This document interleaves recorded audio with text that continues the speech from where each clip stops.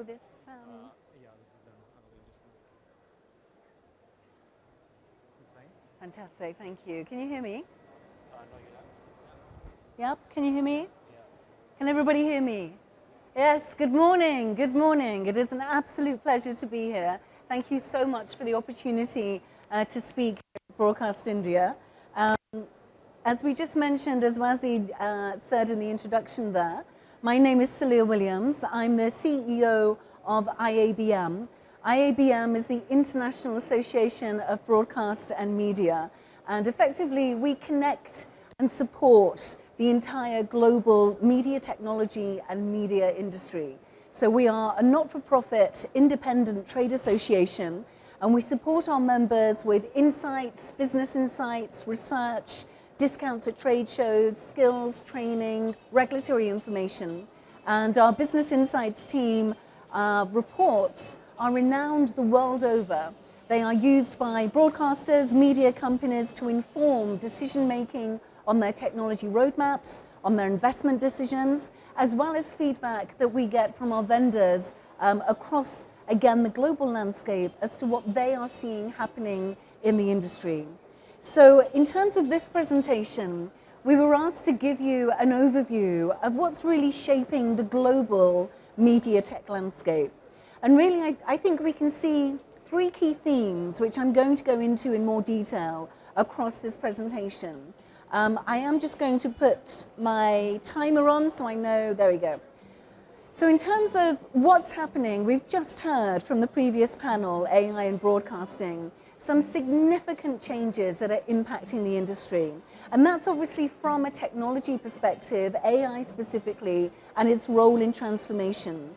But as many of our esteemed colleagues just said on the previous panel, there is lots that come with that in terms of not just efficiency and automation, but how is that transforming the entire business models, the entire landscape, and then how do you as media tech vendors and working with your clients, media producers, broadcasting, streaming companies, really galvanize and take advantage of those opportunities? So the three key areas are obviously profitability. That's not worth doing it if you're not going to make any money. But how are media owners pivoting to really understanding new business models? How does this affect you?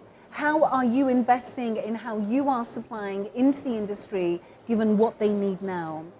Transformation across the entire tech ecosystem. So again, recalibrating not just around efficiency and automation, but using AI and other technologies we'll go into, how you're driving velocity in your deals and your market expansion. And how are you doing that with agility, especially given the current macro and geopolitical economic environment?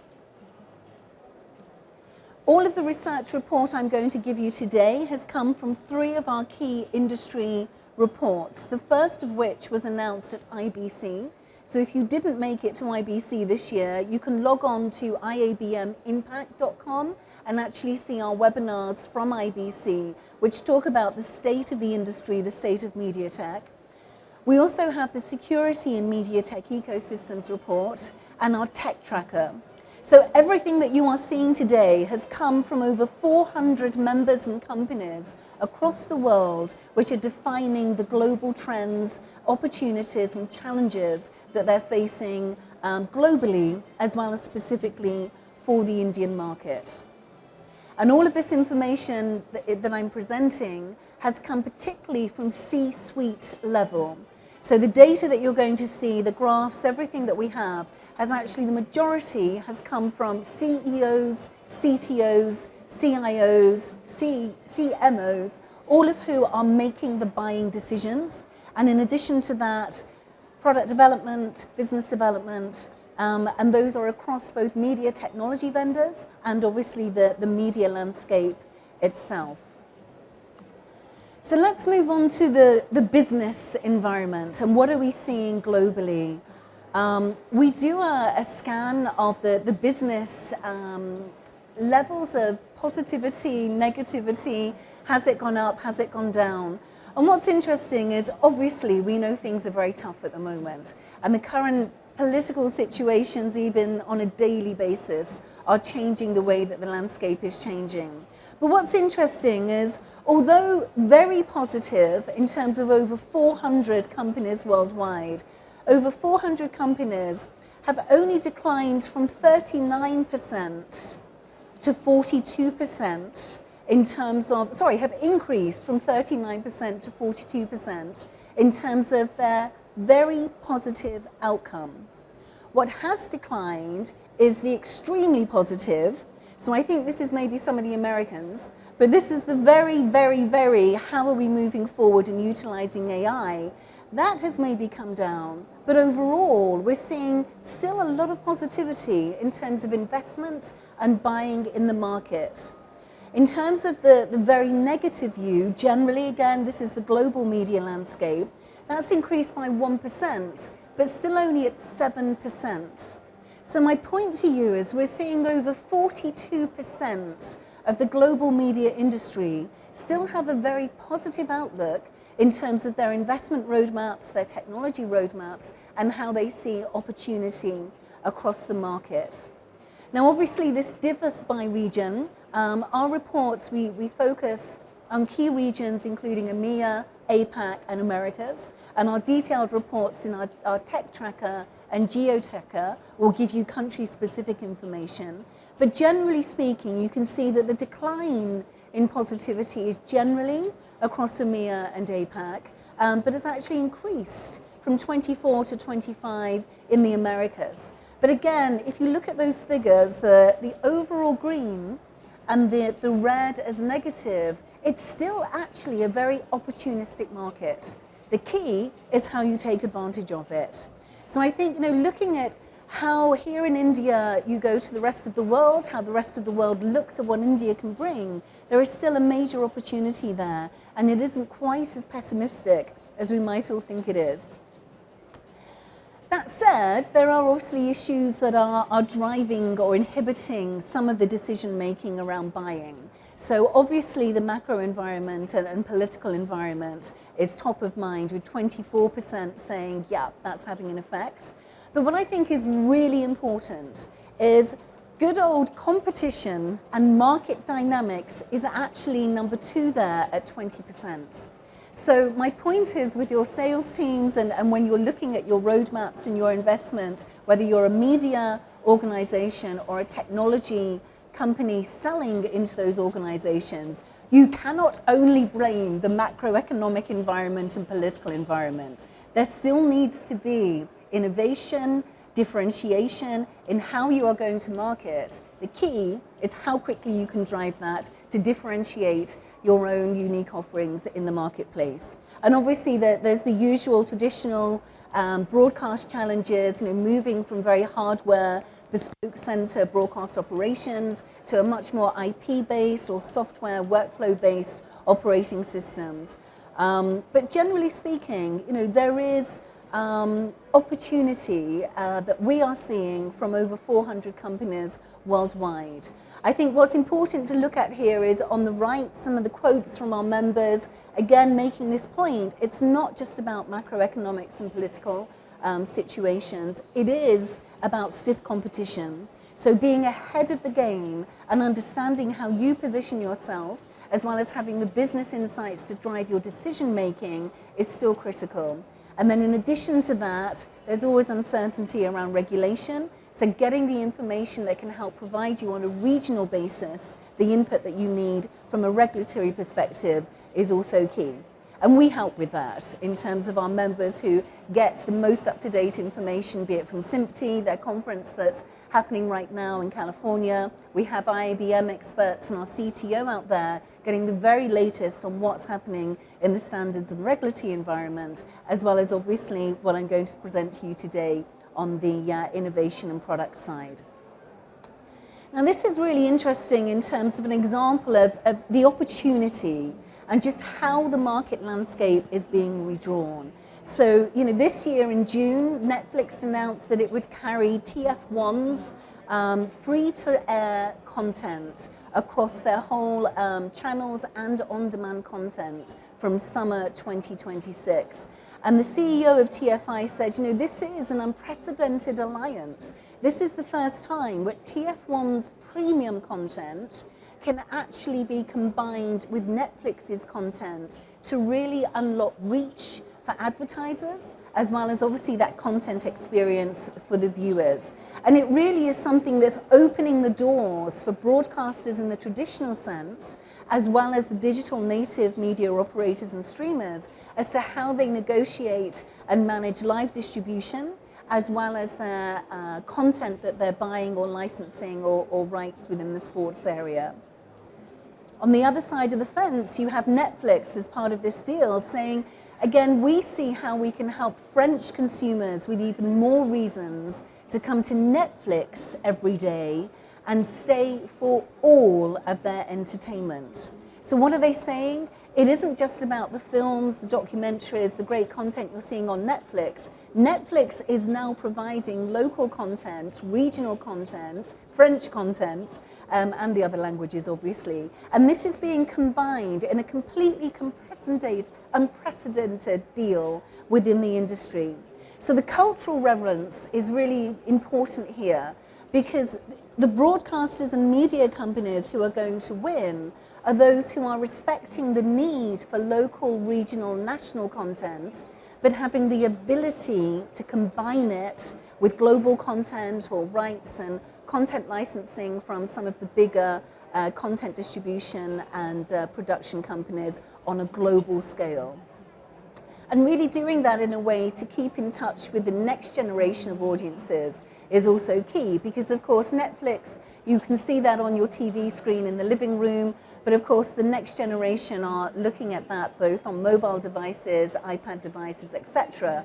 But it's not just one or the other, and it isn't, as we were seeing a few years ago, only watching these in terms of younger generations on mobile devices. It's actually happening on the TV as well.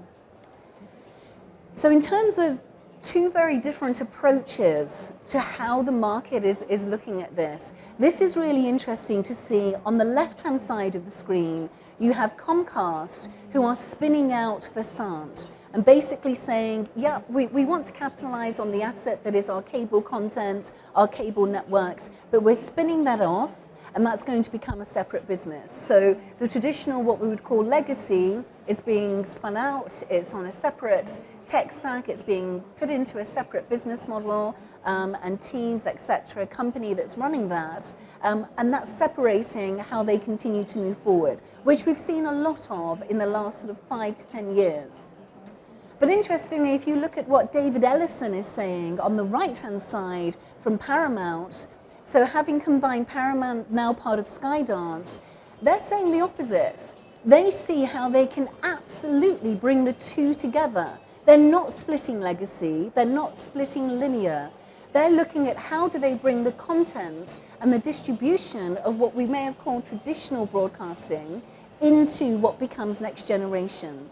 And their intention is to keep that together at company level, as well as their investment, not just from the financial buyout of that company, but also in terms of, again, the technology that enables a more innovative experience and product delivery in terms of all of the platforms that they're using across the entire corporation. So two very different approaches to how the market itself is moving forward. Here in India, obviously one of the biggest changes that has happened, again, another, I would say, unprecedented deal, is the combination of two of the biggest SVOD players in the market anyway. But I think you know this, you're part of this ecosystem here, but the point is, when you look at what they bring in terms of their rights, their licensed content, whether that's films, whether it's sports, whether it's original series, you suddenly see this alchemy of, again, global content, local content across all ranges of genres. So again, this mix of logos and content and the ability to bring big global content and regional content together and really do that in a way that, again, is capitalizing on the end user audience perspective, but as a company that is enabling that distribution across its entire tech stack is really key. And it's complementing what are the libraries of both original and new content that's coming out globally and locally. So, JioStar, it's made a strong debut in the streaming market, and it's now recorded to be holding the leading share of subscribers, only followed by Amazon Prime and Netflix in the Indian market.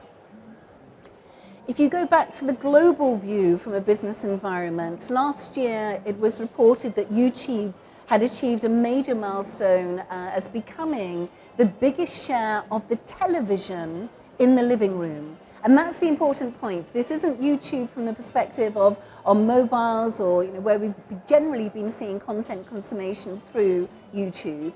YouTube are now the biggest owner of television streaming and content in the living room. Now, this was reported by Nielsen, but hotly contested. A lot of people were saying this is only because of user-generated content or for the content creator community. But actually, what we're now seeing is broadcasters, traditional broadcasters, BBC and others around the world who are putting their content onto YouTube. And this is being consumed in the living room, on the television, not just on mobile devices or on other streaming devices. So again, this is outranking the world's largest production companies, distribution content companies, outflanking Netflix, Paramount, Fox, NBC. This is pivotal in terms of our industry and this changing within the business environment and the overall landscape. And now since March this year, YouTube has consistently led the highest viewing of TV viewing in the living room for 6 consecutive months. So this isn't a flash in the pan. This isn't something that just happened for a period of time last year where there was lots of profile around it. YouTube consecutively are owning the living room and combining content from their broadcasters. So we've looked at the overall broadcast environment. Where is the money going? Where is the investment going? And where do you need to be looking as to where you're putting your sales power, your sales force behind this? Now this slide shows you really the sort of top 10 highest ranking spend. And I guess it's no surprise that AI and ML is top there in terms of 29%. So 64% of our respondents ranked it as nearly 30% in terms of where their money, their investment is going. But what's really interesting is, in addition to that, remote production, OTT streaming, and cloud closely follows. But when we then asked respondents, if you took out AI and ML, what would be your biggest number one priority in terms of where you're putting your investment spend, or where are you looking for technology deals to take place? And that was actually within the IP transport and networking arena. So again, going back to software-defined workflows, software models that are incorporating cloud IP in an area that then enables to utilize AI and ML, but they're not separate investments. You can't do one without the other. But if there is only one priority outside of AI, if you're still skeptical around that, it's absolutely within a software workflow environment and hybrid cloud model. But if we dive a bit deeper into what's actually happening with the adoption of AI, and again, where the money is going, obviously AI has come from a perspective of efficiency, automation, cost cutting. We've seen that already beginning to take place. But as our esteemed colleague said in the previous panel, what's now happening is it's moving into innovation and product platform capabilities, not just in content production, but in the ability to actually enable commercial business models to pivot and to change. So understanding what content where, who is watching what, where your advertising spots are. This is becoming a much bigger, longer term view from an AI perspective, not just efficiency and automation on the content production side or even in the back office side. But with the opportunity of that also comes some of the challenges. And what we're seeing, and we expect this to grow enormously over the next couple of years, is the security concerns. So as you begin to move into more of a cloud hybrid environment with remote production through the cloud and being generated from an AI perspective, the risk of your security, and we've seen a number of these attacks across the industry, is growing increasingly.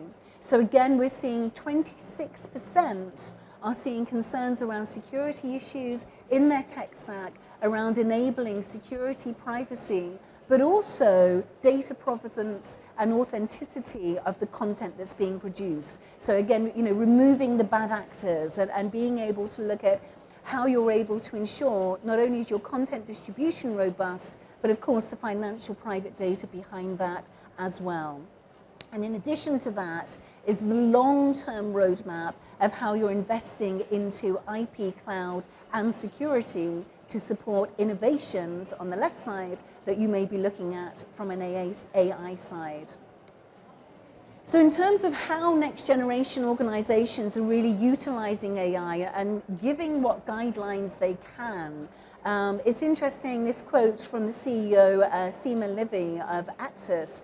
Yes, AI, we're seeing customers adopting this for efficiency, getting quicker to market, accuracy, etc. The speed is really important, of course it is.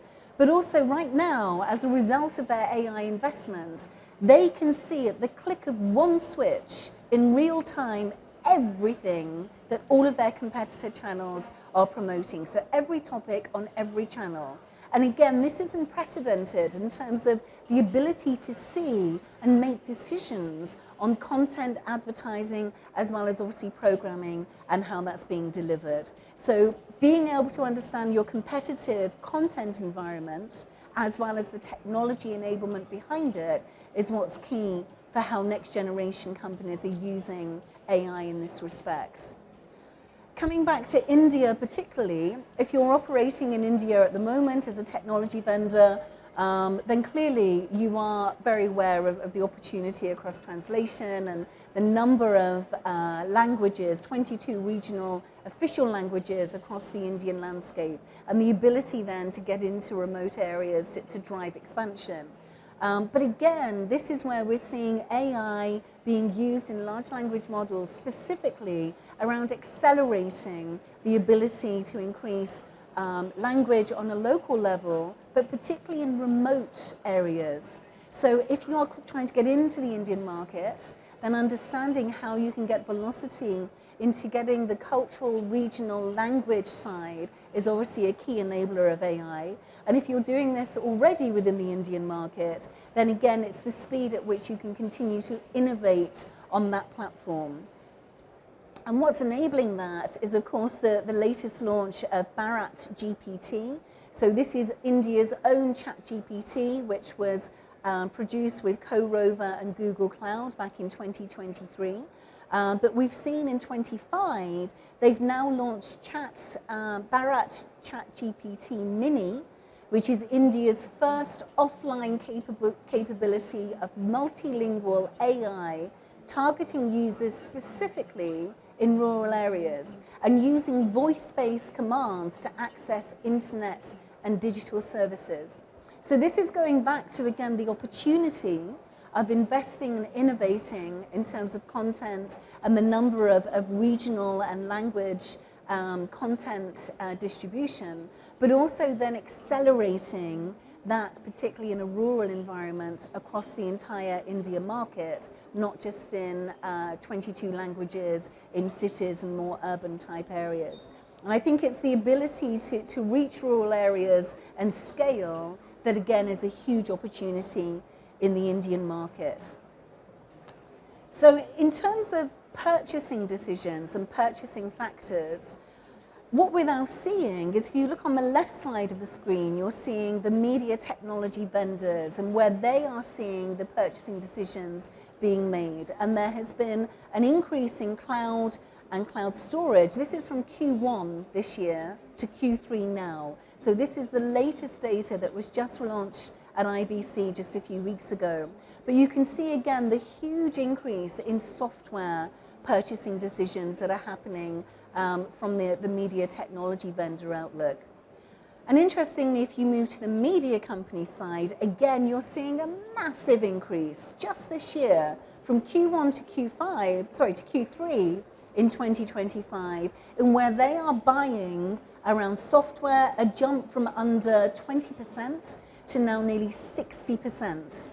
Nearly 60% of their software investment is happening as a result of this year, combined with their cloud computing and cloud storage. So you can see the shift from not just the traditional on-prem ability to manage, store data, content, etc., but the integration of this in a software-based environment. So if you look then at what have been ranked from our members as the top 10 purchasing factors, again at the top, at 57%, is innovation. So yes, there's clearly cost of ownership, efficiency. You've always got to be profitable. But in terms of looking at innovation and future road mapping, that is the highest investment decision making in terms of media buyers buying in the current environment. And that's changed even since January this year. Number two, obviously, is the operational side. So again, continuing cost of ownership and enabling both integration and efficiency across the entire ecosystem. But this is also, still closely tailed by vendor relationships and the flexibility to enable that with your customer base. So all of this is leading to the ability to look at software-defined workflows in a hybrid cloud environment, utilizing AI, and still driving those relationships with customers to be flexible and agile as you move forward. So in terms of how much budget is there, are they expecting it to go up or to go down? Again, I love this slide. You can see from 2024 to 2025, there is still 41% expect their budgets to increase in 2025-26.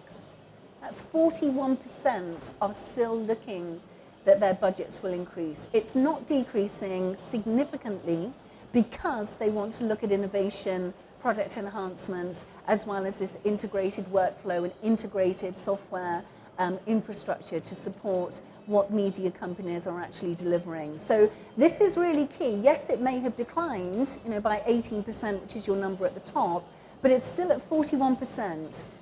One could have expected that was much lower, but there are still budgets out there, and they're still expecting they will increase over the next 18 months. So in terms of new business models, what we're seeing as a result of that is again, this increase in software purchasing and software technology services integration. And that's now at 48% compared to 41% on the hardware side. So again, depending on the maturity of the media organization, legacy systems, etc., the investment is moving into the software side. And at IBC this year, there was a huge amount of discussion around the media exchange layer. So this is the initiative that's expected to capitalize on a whole new generation of interoperable software that enables this ability to do what has been our traditional broadcast and content workflows in a much more dynamic way, referencing the dynamic media facility infrastructure. And again, you can see more about this on IABMimpact.com and see the webinars. If you're not a member already, you can see the webinars and videos from IBC, as well as you can sign up to be a member to see the deep dive reports around what's happening here. Now, some of you may say, yes, Saleha, but that's very European-centric. It's all aligned to the EBU regulation and directives. Yes, but if you're looking to get into that market, you need to know about this. But what I would also say is the principle is the same. So whether you're looking in the EMEA market or the European aligned to the EBU directives, the principle of software-defined workflows in a hybrid cloud environment and enabling that within an open source interoperable layer is critical to the future of next generation media consumption and delivery. So, coming into the key takeaways and really what are the main drivers? I think you've all got the message now. It absolutely is software and cloud-based workflows, and the industry definitely is moving away from only on-prem infrastructure. The cloud enables the scalability and flexibility as well as cost efficiency for production, but it's also combining that and leveraging that within an AI and machine learning environment. And these tools, the AI tools, are no longer just around automation and efficiency. Again, as was stated in the panel previous to this, jobs may have gone, jobs may have been changed, but it's how the industry is moving forward with new ways of working that is key. So it's changing and shifting in terms of that tech convergence. And the opportunity around that is obviously automation around things like subtitling, but again, intelligence for advertising, personalization, and content recommendations. In terms of India as a global catalyst, I think it's absolutely true to say, I believe this myself and IABM members across the globe, not just those here in India. India is the powerhouse that is driving these global trends. You have the understanding, the creativity, the education to truly understand how to take advantage of software cloud within a fully integrated software cloud environment for media, be it production, distribution, monetization. And obviously, there continues to be the dominance of OTT and streaming. And this is only going to keep moving forward, particularly fueled by regional content and the ability to get to those regional areas, as well as more affordable data and a mobile-first consumption. And on top of that, of course, is India's creative excellence. So diverse content from your regional cinema, we love Bollywood, to more innovative web series which are captivating global audiences and really solidifying India's position as a major content creation hub. So what does all of this mean in conclusion? I think, as we've said, the three key themes we have seen through the state of the industry, what has been released previously in IBC from over 400 companies worldwide by region at C-suite level. The future of media tech is being shaped by speed, convergence, agility, and transformation. And success is absolutely going to depend on the industry's ability to be agile, but also look at this in a way that is optimizing business models, profitability, as well as engaging really high quality experiences on an evolving global customer base, but also really, again, taking advantage of regional and content and blending that rather than separate siloed content in each of those regional, domestic, or global content areas.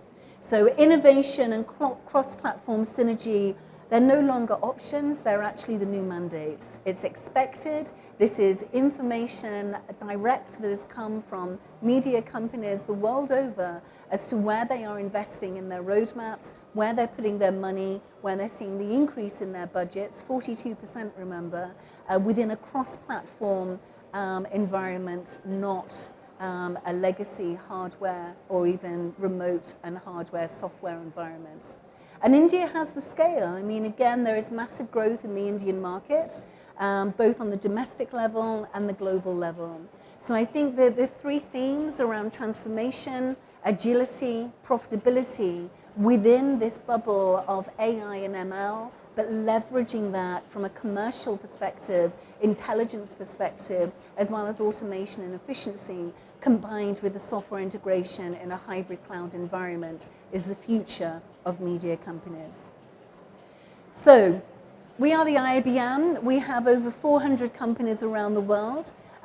We do a whole series of insights, research, but also networking and connections with our members and media companies all over the world, as well as amplification for your companies across the Impact Awards, IABM TV, where you'll see a whole host of videos and interviews from key decision makers in the industry, as well as many of you probably know the IABM Journal, whole series of events and campaigns. So if you would like to see the presentation, please scan to receive on the left-hand side of the screen, and on the right-hand side, if you're not a member, membership starts at only £1,200 a year. So this is insights, intelligence, all of the information you've seen here and more. You're able to join IABM either scanning through the QR code you can see there, or Sushant, who is here at the show. Sushant, say hi. And please come talk to us if we can help you, whether you're expanding internationally or looking at how you can connect further in India or across the Asia-Pac region. So thank you so much for your time. And if there's any questions, I think I've still got a couple of minutes left for those. So yes, thank you.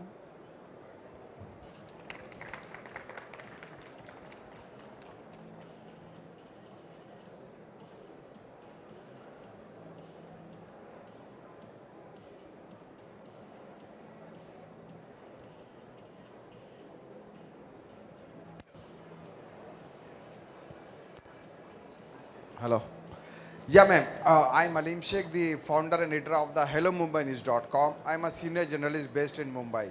I am running my own portal, HelloMumbaiNews.com. But the problem is that we are unable to generate the good revenue and handsome revenue from the blogging. It's always a big challenge for every publisher, every blogger. So how we can solve it and how this challenge will be free from us. Second, how the AI and ChatGPT will impact on blogging and news aggregator and the publishers. Right, great questions, both of them, thank you. So I think in terms of how to increase monetization from the blogging and journalist side, I would say generally what we're seeing is it's the speed at which you're getting that content out and the ability to provide snippets of information as opposed to long form. So we're seeing, even with our own insights and research, we have significant data, insights, research, and our members are saying, Saleha, I need one paragraph, and then I'll come back to it if I need to. So I think there's a change in the way that content is being consumed in the blogging space or online in that respect, where you're able to just create a hook and then bring them into deeper. And at that point, maybe they pay for that, or there's something that is, a freemium. Maybe it's the initial part is free and they pay for the deep dive. I think looking at the metadata and the tagging behind it is also key. So again, coming to your second question, using AI and particularly ChatGPT, literally use ChatGPT to say, give me the prompts to understand, or what do I need to know to understand who in my audience base that I have currently, how would they search and look for this information, which is the content you have on your blogs. And then you're going to be getting what are the prompts that people are looking for, or using, in ChatGPT to find content, and then you can align the two. So as a result, what you're doing is you're creating quicker content, snapshot content that you can then monetize with deeper long-form content, but you're literally using ChatGPT yourself to say, how are people searching for this? I've actually done this myself with IABM. So over the last few months, we've been looking at, if I'm looking at new members or new companies that we want to get on board for insights, etc., what would they put into ChatGPT to search, to find, you kind of reverse engineer it. So I think using AI yourself to understand how your customer, your user, your audience is using AI, and then bringing down the amount of content and it's paid for if it's longer form. I carefully listen your speech and your database statistics report is very quite impressive.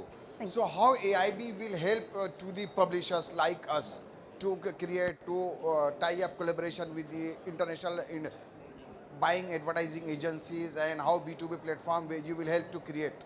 So again, in the short term, I would say do the same thing. Go into Gemini or into ChatGPT and say, I am trying to target with this type of content, these types of agencies. What would you recommend as hooks for your social media or for your marketing campaigns? Or who are the priorities of key agencies in India and who should I be targeting? And you can use ChatGPT or Gemini, and the more you do that, you will build obviously the intelligence behind what may be useful for your go-to-market, your messaging, as well as what's the best way of contacting these people. Are they prolific on LinkedIn? Are they predominantly using this and downloading through your website? Are they going to other competitive blogs? And you can get that intelligence, if it's all based on the web, to understand where that activity is and then how you can respond to that competitively.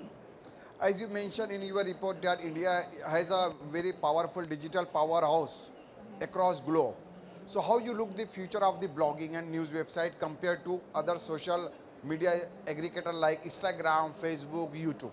Yeah, I think, this is the million-dollar question for journalists and content all over the world. And I think, again, for me, it comes down to the basic principles of personalization and targeting. So again, what is the content and how is that being personalized on those different channels?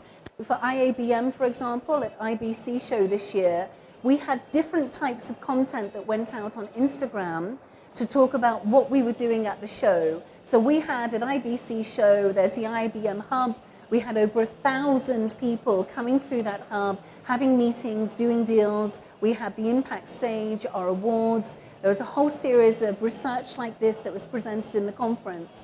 And what we did was say, right, how do we change this in terms of hooking them to come in? The audience using Instagram and even TikTok, I nearly gave some of my members a heart attack saying we're going on TikTok. We put our walkthroughs of how to find our lounge, and no one knows how to find anything at IBC, am I right? It's so big in terms of various halls and logistics.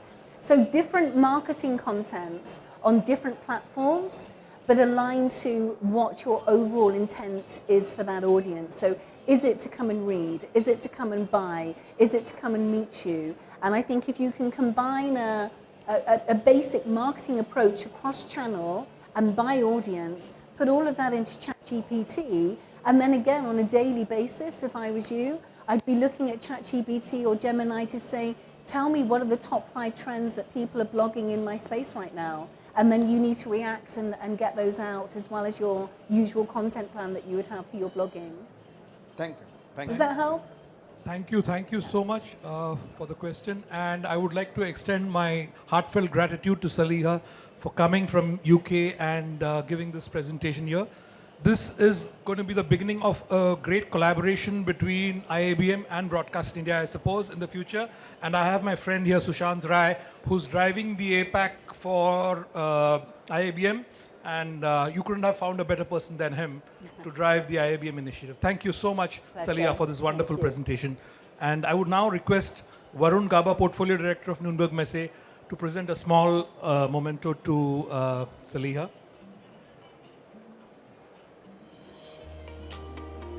Thank you. Thank you so much.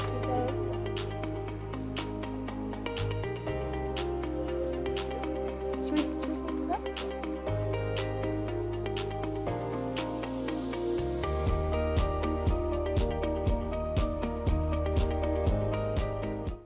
I just say I think this is a fantastic initiative, as well as highly appreciated. You are giving each of your speakers a tree to be planted in thanks of their contribution to the show. So a beautiful sustainability, but also greatly appreciated. Thank you very much. Appreciate it. Thank you. Thank you.